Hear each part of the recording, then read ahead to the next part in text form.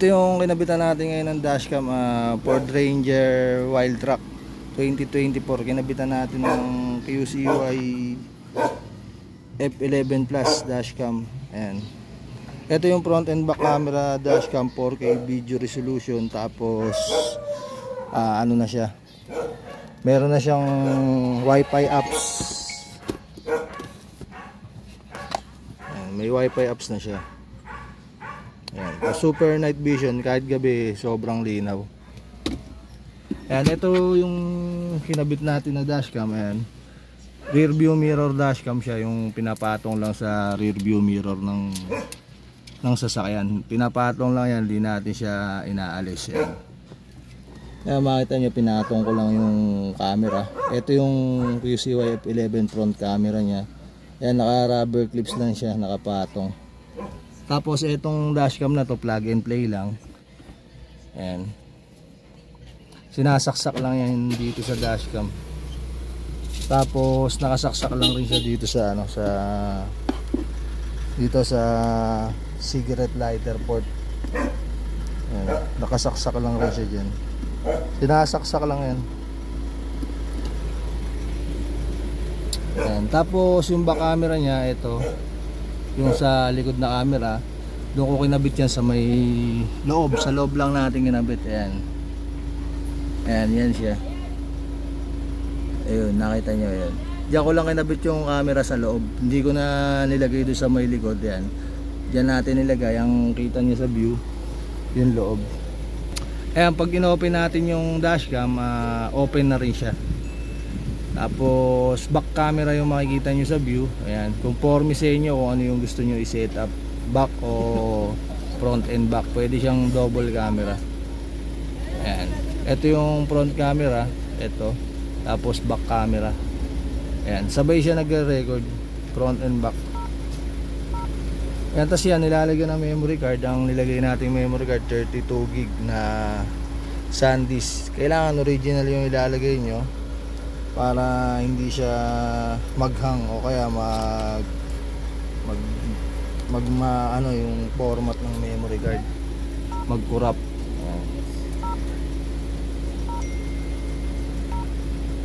Yan, ano muna natin yung dashcam setting, tapos format ng memory card. Yan. Pag nilagyan siya ng memory card, kailangan ipo-format muna para mag-record. Yan. Ayan, pag in-on nyo yung sasakyan, on na rin siya. Tapos automatic magre-record na rin siya. Ayan, auto record na siya. Pag pinatay nyo yung sasakyan, patay na rin siya. Pag swipe nyo ng papuntang left, maglilipat siya ng display. Ayan, pwedeng front lang na igagalaw yung display, pwedeng back lang na igagalaw din. Ayan, yun yung kuha niya sa back. Ayan, kuha niya sa back. Ganyan yung kuha niya. Yun doon natin nilagay sa likod. Tapos yung back camera dito natin dinaan sa gilid sa kesame, pag ganun. Saka yung eto yung sa charger adapter, dito lang rin niya sa papunta sa kaliwa. Tapos lumusot dito, dilusot natin dito sa rubber pababa. Ayan. Tapos pagdating ko rito, ayan, dadaan dyan yung wire, may pagtatalian naman dito sa taas. Yan, tinali ko para hindi lumundo. Tapos dito siya dumaan sa ilalim. Ayan, tapos ito na siya. Ayan, dumaan siya sa ilalim nito sa may cambio. Tapos ito na siya nakasaksak. Ayan, dyan sinasaksak yung dashcam. Plug and play lang siya, wala tayong gagalawing wiring sa sasakyan. Ayan, sa loob siya nito nakasaksak ng handrest. Ayan. Tapos yung back camera naman, ito. Ayan, sa kaliwa ko rin pinadaan sa kesame. Tapos yan, pagdating ko rito, inangat ko yung rubber. Ayan, lumusot siya rito sa loob. Eto, makita nyo yung wire. Ayan, pinasok ko dyan sa loob. Ayan, tapos balik nyo na yung rubber na inangat nyo. Ayan, madali lang naman ibalik yung rubber. Ayan, tapos dito, lumusot dito. Ayan, merong kasamang pry toolkit yan. Yun yung pasundot dito sa mga gilid para malusot nyo yung wire. Tapos inangat ko ulit to. Ayan, tapos yung sa likod na tayo. Ayan, ginapang ko lang sa kesame. Tapos ito tayo sa may likod, ito yun yung camera na kinabit natin. Ayan, yung wire nya dito ko dinaan sa kesame ulit. Ayan, Tapos yan, camera na yan, kaya ako nadikit yan. Didiskarte ako ng dikit para dumikit siya. Ayan, sa kesame natin na idikit yung camera. Yan, nilagyan ko lang yan ng ng tornilyong maliit para kumapit. Hindi siya mahulog. Pagkadikit lang kasi siya. Ayan, makita nyo. Ayan, nakatornilyo yan. Ayan, maliit na tornilyo lang nilagay ko para hindi masira yung kesame. Ayan, tas nakatutok siya sa likod sa labas. Ayan. Ayan yung camera. Tapos etong rubber na to inangat ko kasi marami tayong sa sobrang wire. Ayan, ginapang ko rito. Yung mga sobrang wire dito natin ilalagay sa ilalim.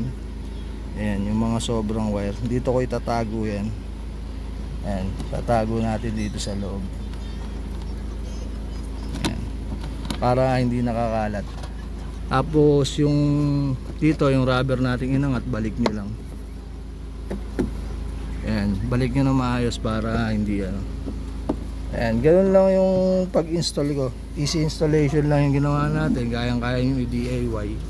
Ayan, QCY F11 Plus, front and back camera.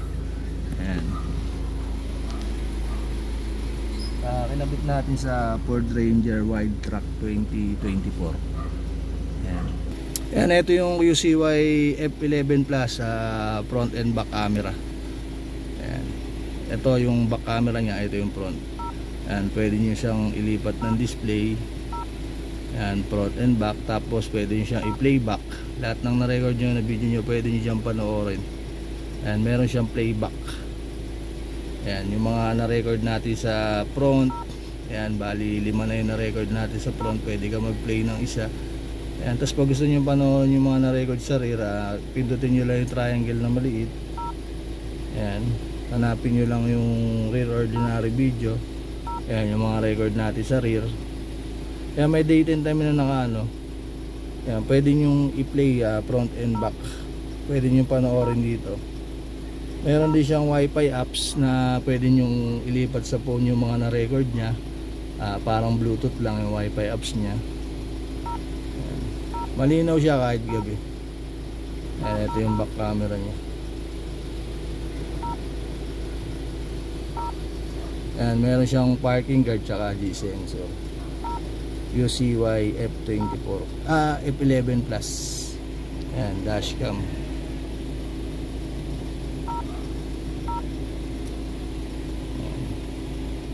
Pinabit natin sa Ford Ranger Wild Track. Ayan, nagre-record siya front and back, automatic. QCY F11 Plus.